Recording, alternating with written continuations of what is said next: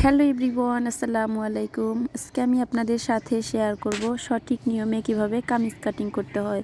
তো আমি যেভাবে কামিজ কাটিং করি খুব সহজ নিয়মে সেভাবে আপনাদের সাথে শেয়ার করব। তো ভিডিওটি না টেনে সম্পূর্ণ দেখবেন। আর অবশ্যই যারা আমার চ্যানেলটি এখনও সাবস্ক্রাইব করেনি তারা প্লিজ আমার চ্যানেলটা সাবস্ক্রাইব করে দিবেন। আর একটি লাইক দিতে কিন্তু ভুলবেন না। তো আজকের এই কামিজটির বডি থাকবে হচ্ছে 44 ইঞ্চি। তো 44 ইঞ্চি বডি আর লম্বা থাকবে 43 ইঞ্চি। তো আপনাদের সম্পূর্ণ মেজারমেন্ট আমি আপনাদের দেখাবো। তো এখানে আমি একটা 3 পিস নিয়ে নিয়েছি। তো 3 পিসটাকে এখানে আমি প্রথমে সুন্দর করে 4 ভাঁজ দিয়ে নিয়েছি মাঝখান দিয়ে। তো তারপর এখানে কাঁধ নিয়ে নিলাম আমি 7 ইঞ্চি পরিমাণ। তো তারপরে আর্মহোলের লম্বা আমি এখানে 7 ইঞ্চি নিব। তো যারা একটু চিকন আছেন তারা চাইলে 6.5 নিতে পারেন, আর্মহোল এবং কাঁধ দুটোই। তো এখানে আমি বডি নিব হচ্ছে 11 ইঞ্চিতে একটা দাগ দিলাম। 44-এর 4 ভাগের 1 ভাগ হচ্ছে 11। তো তারপরে যেখানে গলার চওড়া নিলাম আমি 3 ইঞ্চি। তো এটা যেহেতু বক্রম দিয়ে গলা তৈরি করব, তো গলাটা তো আর কাটিং করতে হবে না। তো এভাবে একটা মার্ক করে রাখলাম, তারপর চিহ্ন দিয়ে রাখবো। তারপরে আর্মহোল থেকে নিচে 13 ইঞ্চি নিলাম হিপের মাপ, যে একটা কামিজের সাইডে যে সেলাইটা থাকে সেটার মাপ। তো সে কোমরের মাপও আমি এখানে 11 নিয়ে নিয়েছি। তো এক্সট্রা 1 ইঞ্চি নিয়েছি সেলাইয়ের জন্য। তো এইখানে আবার পেটের দিকে একদম উপর থেকে নিচ পর্যন্ত মাপ দিয়ে মাঝামাঝিতে একটা দাগ দিয়ে নিয়েছি, দুটি দাগের মাঝখানে। তো পেটের মাপ এখানে আমি দিব হচ্ছে 10 ইঞ্চি থেকে 2 সুতা পরিমাণ কম দিয়েছি, যেন একটু সুন্দর রাউন্ড শেপ হয়। তো তারপরে যেভাবে ফিতাটা ধরে সুন্দর করে ডাউন করে দিলাম, শেপ দিয়ে দিলাম সুন্দর করে। তো আপনারা চাইলে শেপ কাট দিয়েও তৈরি করতে পারেন, তো আমি শেপ কাট দিইনি। তো তারপরে এই যে এক্সট্রা সেলাইয়ের জন্য মিলিয়ে দিলাম। তো এখন আর্মহোলেও সুন্দর করে একটা যেভাবে রাউন্ড শেপ করে দিচ্ছি। তো সামনে তালপাটের জন্য একটু বেশি করে 1/2 ইঞ্চি বেশি করে দিলাম। তো তারপরে যেখানে নিচের ঘেরের মাপটা এখন আমি কিভাবে দিব সেটাই দেখাই। তো প্রথমে 11 ইঞ্চিতে একটা দাগ দিলাম। তো তার থেকে এক্সট্রা বেশি নিলাম 2 ইঞ্চি ঘেরের জন্য। তার থেকে আবার 1.5 ইঞ্চি নিলাম এক্সট্রা সেলাইয়ের জন্য। তো তারপরে যেভাবে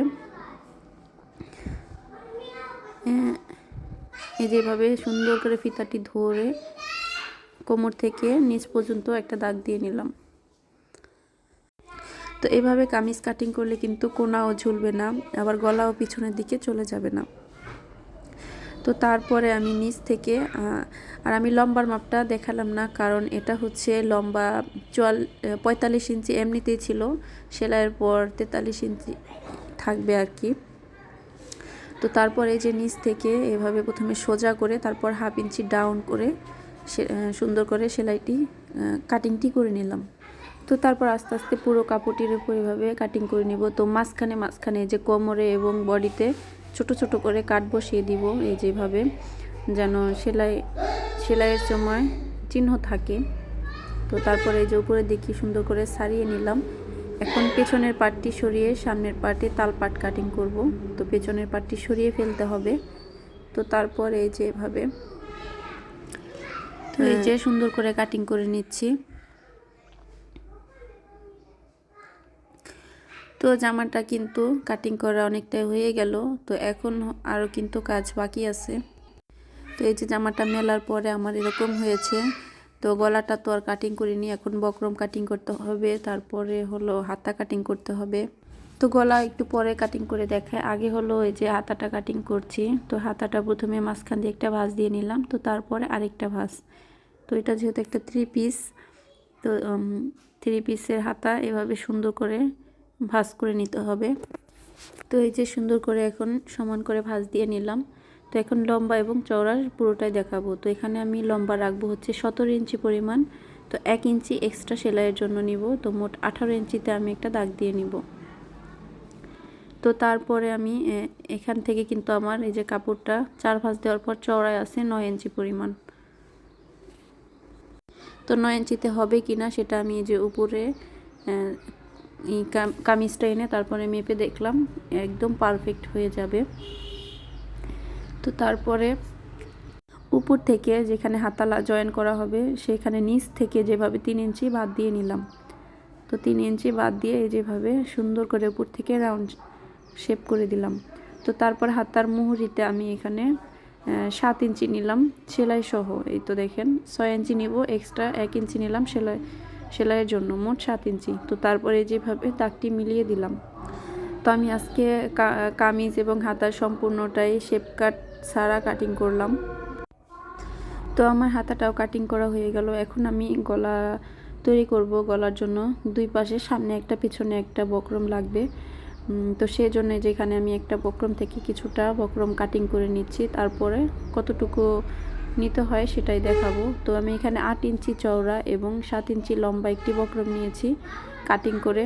তো তারপরে যে 6.5 ইঞ্চি গলার লম্বা নিলাম আর গলার চওড়া নিলাম 3 ইঞ্চি। তারপর নিচ থেকে যেভাবে উঠিয়ে সুন্দর করে একটা পান গলার শেপ করে নিলাম। তো প্রথমে এই যে সাইড থেকে 1 ইঞ্চি বক্রম রেখে তারপর কাটিংটি করছি, তারপরে ভেতর দিয়ে কাটিং করব।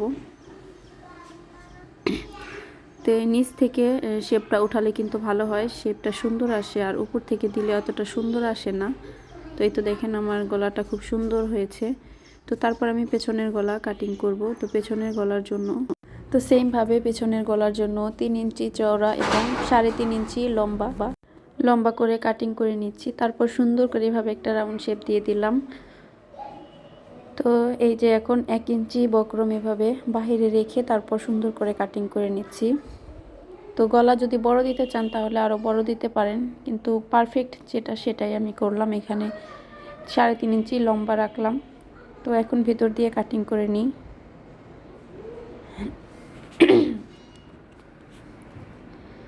তো এই যে আমার সম্পূর্ণ সব কিছু কাটিং করা হয়ে গেল।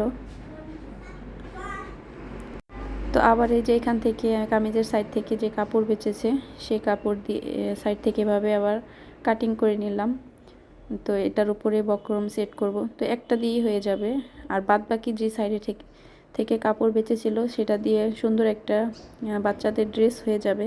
তো সেটাও দেখতে পাবেন নেক্সট ভিডিওতে। আজকের ভিডিওটা এই পর্যন্তই। সবাই ভালো থাকবেন, সুস্থ থাকবেন। আল্লাহ হাফেজ।